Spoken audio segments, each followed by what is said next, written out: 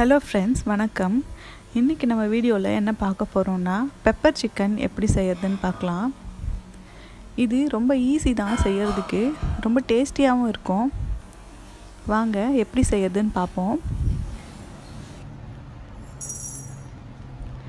ஒரு கடாயை அடுப்பில் வச்சுட்டு அதில் கொஞ்சம் பெப்பர் போட்டுக்கலாம்.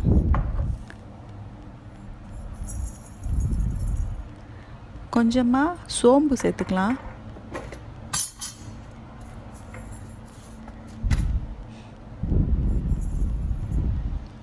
கொஞ்சம் சீரகம் சேர்த்துட்டு நல்லா வறுத்துக்கலாம். வறுத்துட்டு ஆற வச்சு மிக்சியில் போட்டு பொடி பண்ணி வச்சுக்கலாம். இப்போ நான் ஒரு அரை கிலோவுக்கும் அதிகமாக இருக்கும் அந்த சிக்கன் எடுத்து வச்சுருக்கேன்.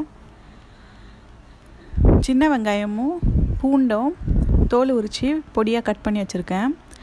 கொஞ்சம் கருவேப்பிலை எடுத்து வச்சுருக்கேன். தாளிக்கிறதுக்கு சோம்பும் 2 காஞ்ச மிளகாவும் எடுத்து வச்சுருக்கேன். அந்த வறுத்தது எல்லாமே அரைச்சி எடுத்து வச்சுருக்கேன். அடுப்பில் பாத்திரத்தை வச்சுட்டு சூடானதுக்கப்புறமா நல்லெண்ணெய் ஊற்றிக்கலாம். பெப்பர் சிக்கனுக்கு நல்லெண்ணெய் ஊற்றி செஞ்சோம்னா நல்லாயிருக்கும். எண்ணெய் காஞ்சதுக்கப்புறமா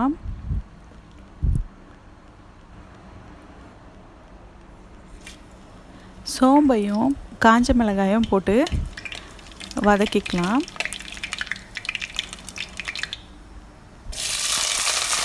அதுக்கப்புறமா பூண்டையும் சின்ன வெங்காயத்தையும் போட்டு வதக்கலாம்.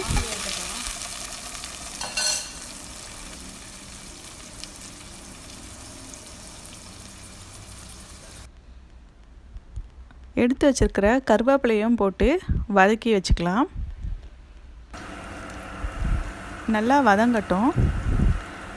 எல்லாம் வதங்கினதுக்கப்புறமா சிக்கனை சேர்த்துக்கலாம்.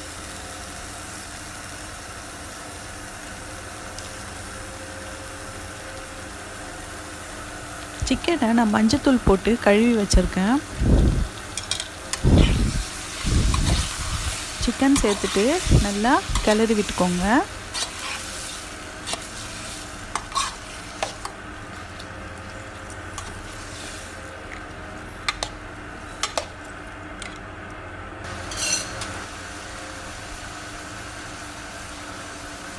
கொஞ்சம் வதங்கினதுக்கப்புறமா தேவையான அளவுக்கு உப்பு சேர்த்துக்கலாம்.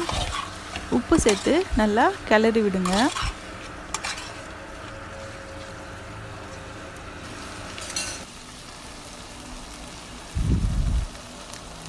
இதுக்கு தண்ணி எல்லாம் ஊற்ற வேணாம். அப்படியே நீங்கள் மூடி போட்டு நல்லா வதங்கட்டும். வதங்கினதுக்கப்புறமா நம்ம அரைச்சி வச்சுருக்க அந்த பொடியை போட்டு நல்லா கிளறி விட்டுக்கலாம்.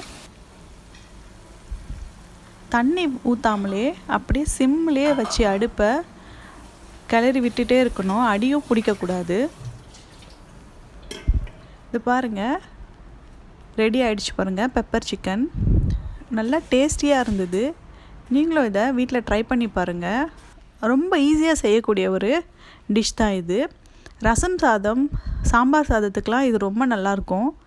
நீங்கள் ட்ரை பண்ணி பார்த்துட்டு எனக்கு கமெண்ட்ஸில் சொல்லுங்கள் எப்படி இருந்தது அப்படின்னு. Thank you, friends.